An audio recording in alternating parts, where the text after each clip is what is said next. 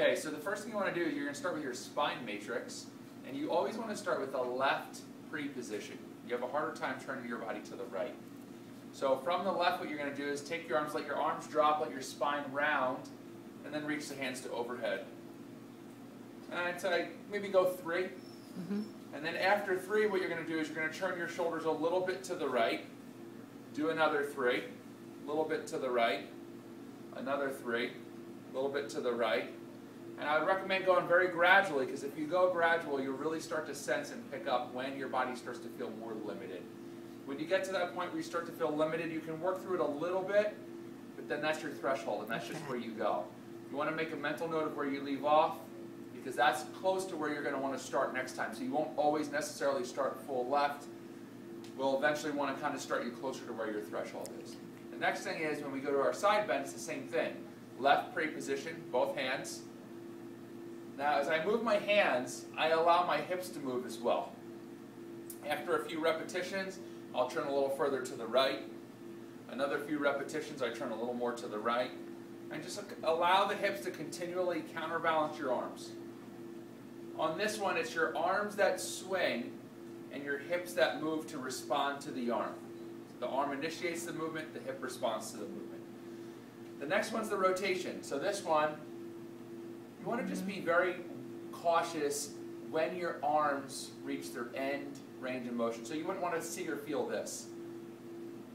You know, where it's just really rigid, just nice and flowy. Let the hands flow low, then at shoulder height, then at overhead. And I'd say, I don't know, maybe about 5 to 6 per. And then this is one where you just kind of really just let it go. That's it. So what we're going to do is take the fact that you do certain squats better than others, and we're going to pair that with a reach so we get this kind of total body movement going on. Okay, so from here what we're going to want to do, put yourself into a right stride. Eventually the goal would be to go into a left stride, but you're not ready for that today. So we're going to go right stride, and what you're going to do is you're going to squat you just lower as much as you're comfortable, reach up. Don't forget, reach up nice and tall to get through the belly. And you're going to go 5 per side, just like this. Okay, now after 5 per side, 10 total, we're going to make a change. We're then going to go and we're going to put the feet close together, and then we're going to sit our hips to the right, push arms to the right, so hips to the right, then arms to the right. Now as my arm goes to the right, my hips go to the left. So you'll see my hips go one way, then they come back out the other way. And then I just switch sides. To the left, reach to the left. So first my hip reaches to the left, and then my hand reaches to the left. But again, when my hand reaches, my hips move in the opposite direction. Just like this. This is a very subtle move, so don't think that you're going to move through a lot of range of motion. 5 per side there. And then the last one we're going to want to do, I'm actually just going to have you keep your feet straight, neutral.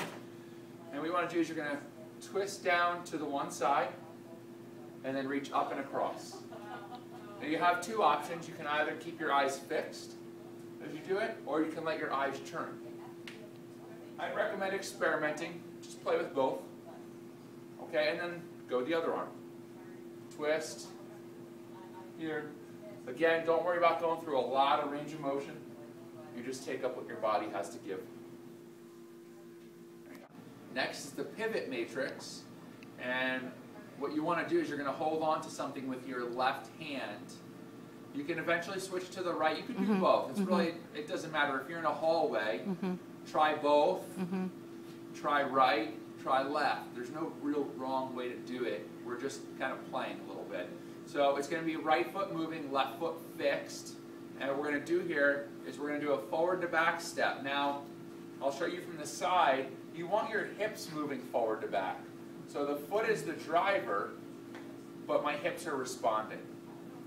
Okay?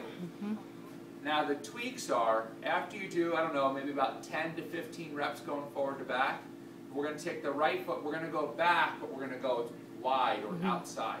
Okay? And then when I go forward, I'm going to go cross. So it's going to be back wide, forward cross. And it's kind of almost like I'm drawing an X pattern. Going across one way to draw the X. And then what I want to do is when I go back, I'm going to go narrower cross and then front wide. And I just reverse those.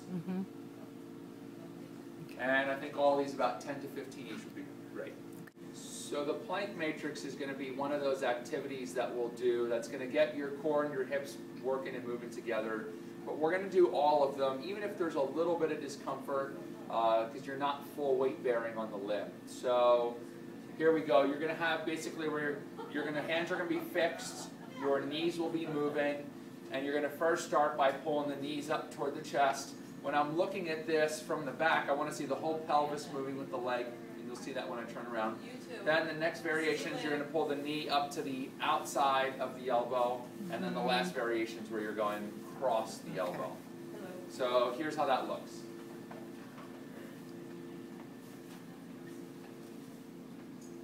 Okay. See you, Lynn.